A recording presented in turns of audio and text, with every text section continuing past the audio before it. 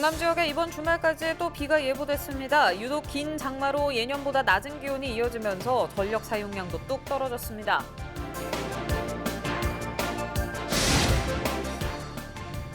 창원의 한 계곡에 피서객이 몰리면서 일부 피서객이 버린 쓰레기로 주변이 몸살을 앓고 있습니다.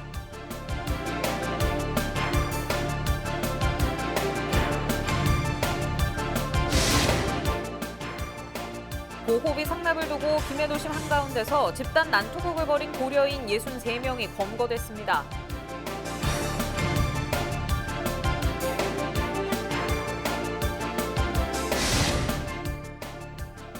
창원의 한 여자중학교에서 학생이 교사로부터 성희롱과 폭언 등에 시달렸다는 주장이 제기돼 도교육청이 진상조사에 나섰습니다.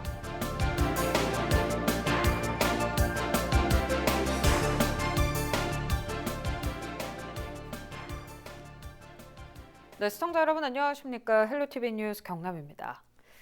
경남 지역에 이번 주말까지 또 비가 예보됐습니다. 비와 함께 바람도 꽤 불어 비교적 선선한 날씨가 이어질 전망인데요. 유독 긴 장마로 예년보다 낮은 기온이 이어지면서 전력 사용량도 뚝 떨어졌습니다. 보도에 구지은 기자입니다.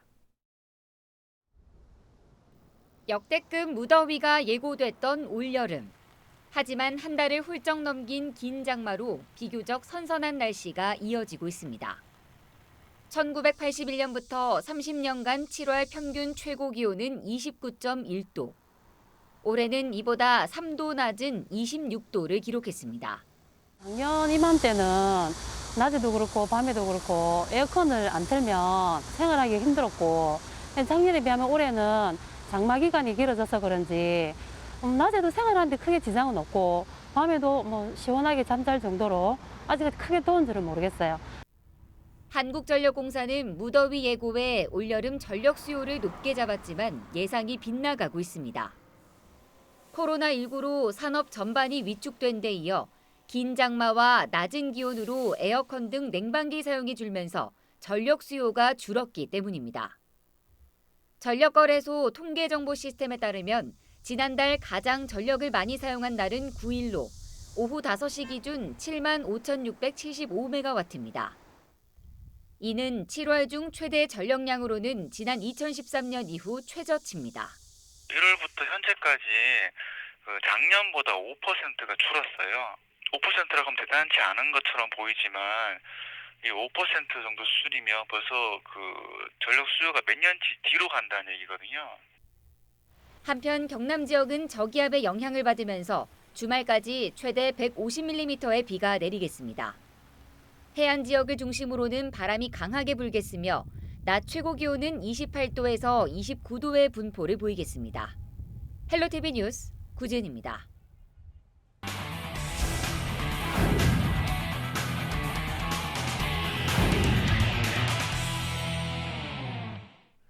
여름 휴가철이 시작되면서 마산 감천계곡에는 피서객들의 발길이 이어지고 있는데요. 계곡에 많은 피서객들이 몰리면서 일부 피서객들이 버린 쓰레기와 도로변 불법 주차로 주변이 몸살을 앓고 있습니다. 그 현장 표영민 기자가 스마트폰에 담았습니다.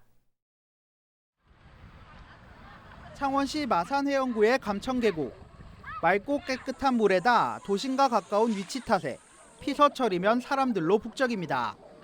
요즘 날씨도 덥고 이런데 제 생각에 물도 안 깊고 전체적으로 좋은 것 같습니다.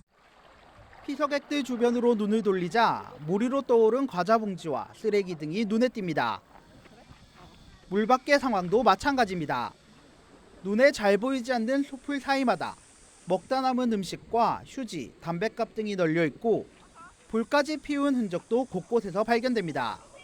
사람들이 자연을 관리 잘 안 한 것 같아서 약간 마음이 상하는 것 같고 쓰레기는 자기가 산 것들을 치우는 게 좋아 보여요.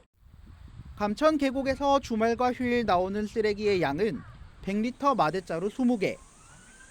기간제 근로자 3명이 매일 청소에 나서고 있지만 역부족입니다. 치우기가 무섭게 다시 버려지기 때문입니다. 우리가 한다고 돌고 내려오면 안경사까지 갔다가 내려오면 또 갖다 놓으면 장판이 또 요 설화대왕 또 있어요. 문제는 이뿐만이 아닙니다. 계곡 주변 왕복 2차선 도로 중 한 개 차선은 불법 주차한 차량들에 점령됐습니다.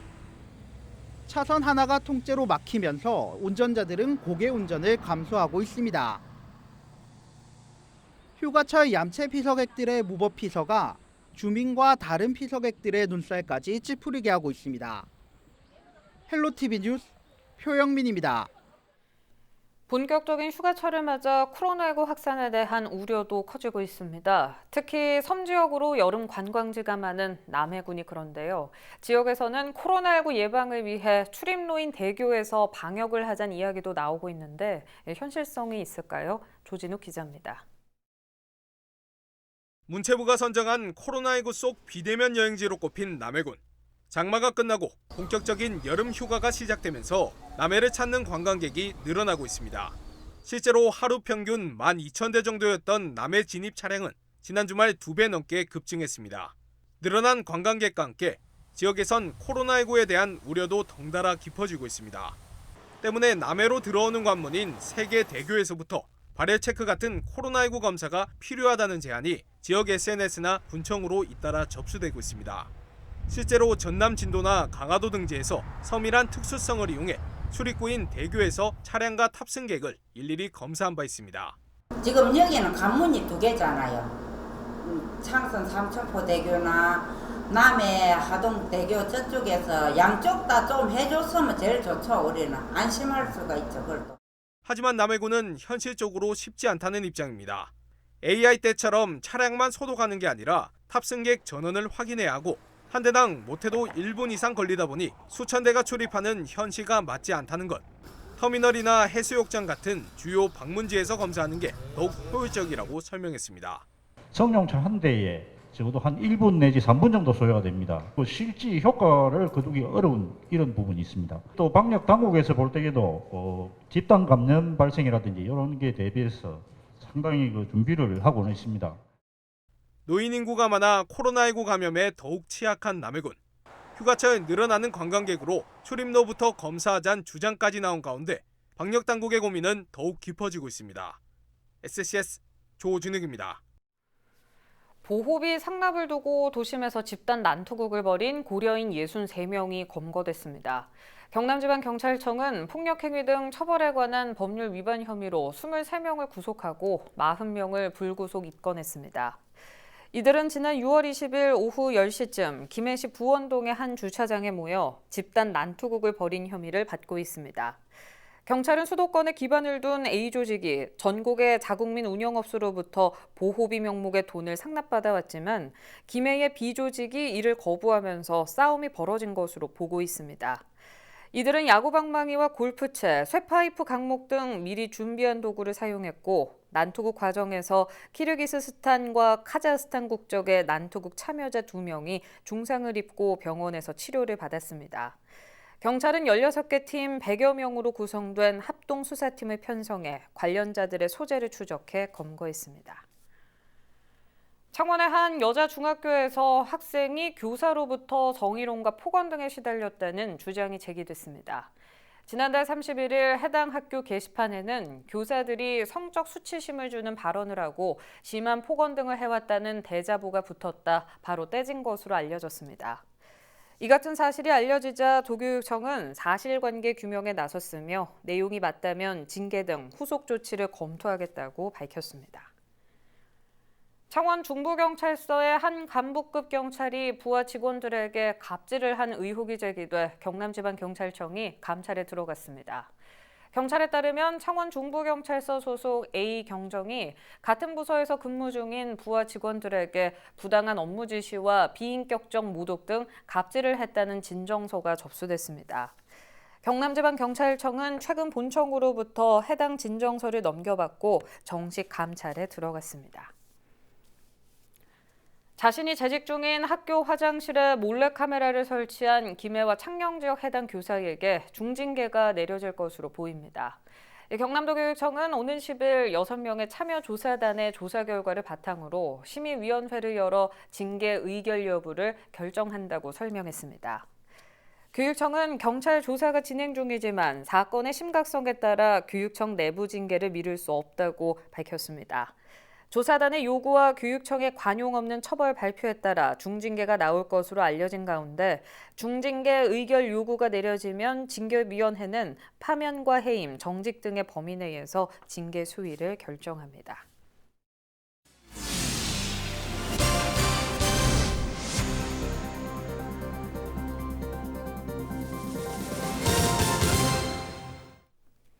방학이 끝나는 2학기부터 경남 지역은 등교 수업이 확대될 전망입니다.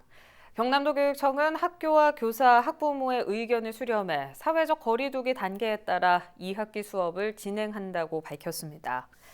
1단계에서 유치원과 학생 수 1,000명 이상의 초등학교는 3분의 2 등교 수업이, 그 외 학교는 등교와 원격 수업이 병행되고 저학년의 등교 수업 확대와 격일보다 연속, 격주 등교가 권장됩니다. 중학교는 학생 수 800명 이상이면 3분의 2 등교 수업이, 고등학교는 학교 여건에 따라 3분의 2 등교 수업이 권장되지만 중3과 고3은 매일 등교가 이뤄지고 역시 연속 격주 등교가 권장됩니다.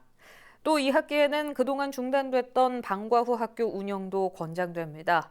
2단계에는 유초중학교는 3분의 1 등교, 고등학교는 3분의 2 등교가 이뤄지고 3단계에는 원격 수업으로 진행됩니다.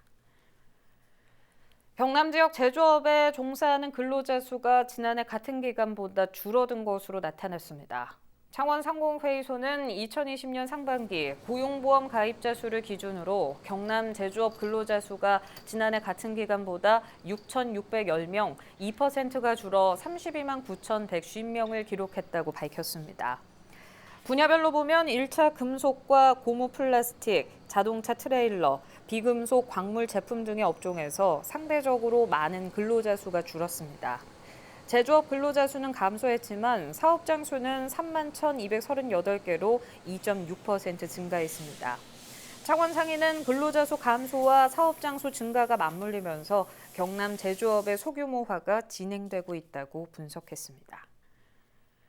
거제와 창녕, 산청이 2021년 행복교육지구로 새롭게 선정됐습니다.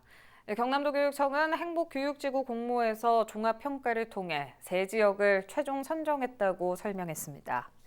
도교육청과 각 지자체는 다음 달까지 업무 협약을 체결하고 내년부터 2년 동안 예산과 인력을 지원합니다.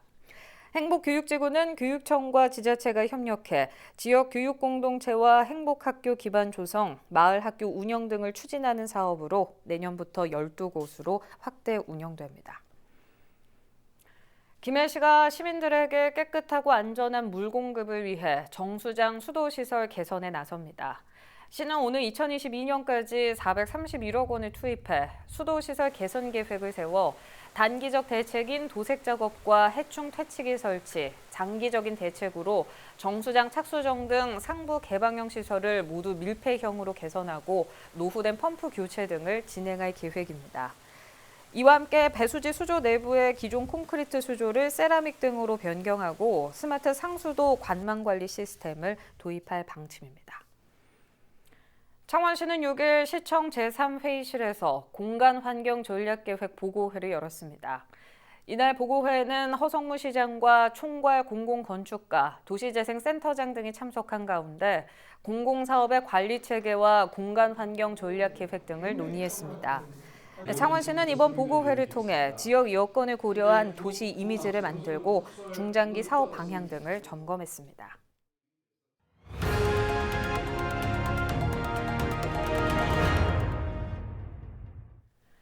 해경이 섬지역에서 발생한 응급 환자를 육지로 긴급 이송했습니다. 통영해양경찰서는 6일 낮 1시 50분쯤 사천시 신수도에서 75살 A씨가 약을 먹고 쓰러졌다는 신고를 받고 출동해 A씨를 연안 구조정으로 옮겨 태운 뒤 대기 중이던 119 구급대에 인계했습니다. 병원으로 옮겨진 A씨는 생명에 지장이 없는 것으로 알려졌습니다. 원폭 피해 영령을 위한 75주기 추모 제례가 합천 원폭복지회관에서 열렸습니다. 한국원폭피해자협회 합천지부 주관으로 열린 이날 행사는 1945년 8월 6.9 일본 히로시마와 나가사키에 투하된 원자폭탄 피해자 중 한국인 피폭자 10만 명의 희생을 기리고자 마련됐습니다. 올해는 코로나19로 인해 문준위 합천군수와 원폭 피해자협회 임원진 등 최소 인원만 참석해 제례를 진행했습니다. 문 군수는 원폭 피해자 2, 3세의 권익 증진을 위해 노력하고 있다며 피폭자들의 치유와 재활을 위해 노력하겠다고 전했습니다. 의령군이 상품권 통합관리 시스템 구축을 위해 의령사랑 상품권 판매를 중단합니다. 의령군은 상품권 유통 과정의 효율적 관리를 위해 오는 14일부터 27일까지 통합관리 시스템 구축에 들어간다고 설명했습니다. 통합관리 시스템이 구축되면 농협과 지역 축협에서 판매했던 상품권을 경남은행과 새마을금고 등 전 금융기관에서 판매와 환전이 가능해집니다. 함안군이 농업진흥청의 특산자원 융복합 기술 지원 공모에 최종 선정됐습니다. 이번 기술 지원 공모 사업은 들깨와 참깨, 콩 등의 전통 식자재 생산 방식을 다변화하고 지역 특성에 맞는 특산품을 육성하기 위해 마련됐습니다. 함안군은 내년부터 2년 동안 사업비 10억 원을 들여 융복합 농산물 가공품 연구개발과 농산물 유통 활성화 등에 사용할 계획입니다. 통영 케이블카가 국내에서 처음으로 플라잉 스튜디오를 선보입니다.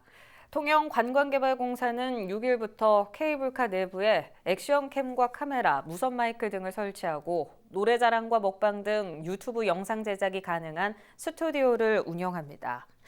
또 일반인을 대상으로 이벤트를 진행해 먹방을 성공하거나 조회수 1등을 달성하면 상금과 상품을 증정할 예정입니다.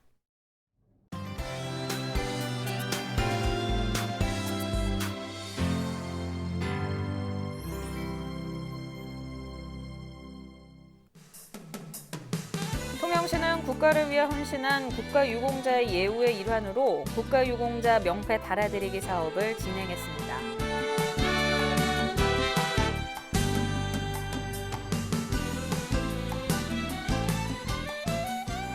합천군 쌍책면, 덕곡면 축산농가를 대상으로 각종 가축 전염병 예방을 위한 무료 순회 진료가 실시됐습니다.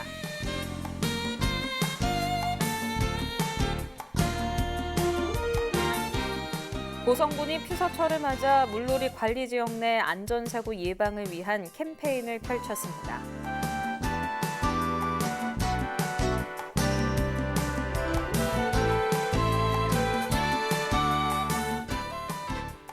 합천 종합사회복지관 대강당에서 2020 합천 비핵 평화대회가 개최됐습니다.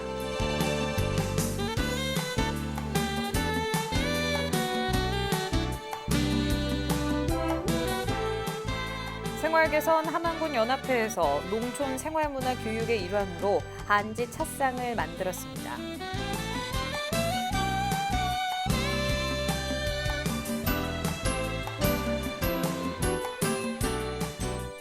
김해시가 삼계동에 위치한 부산 김해 경전철 차량기지를 방문 점검했습니다.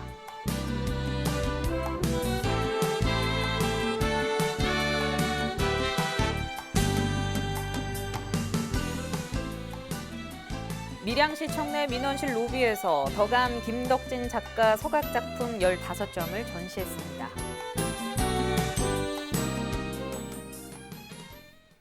끝으로 날씨입니다. 경남 지역 금요일도 흐리고 비가 내리겠습니다.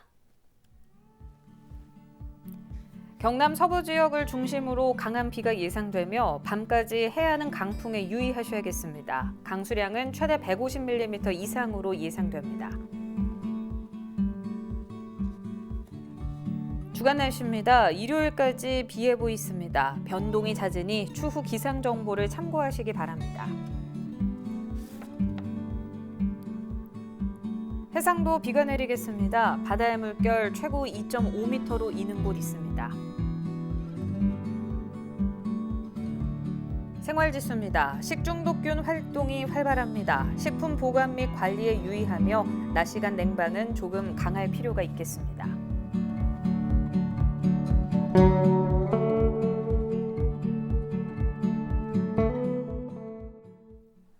유튜브 채널 헬로 경남 통해서 오늘 뉴스 다시 보실 수 있습니다. 이상으로 뉴스 마칩니다. 저희는 늘 지영민 곁에 있겠습니다. 시청해주신 여러분 고맙습니다.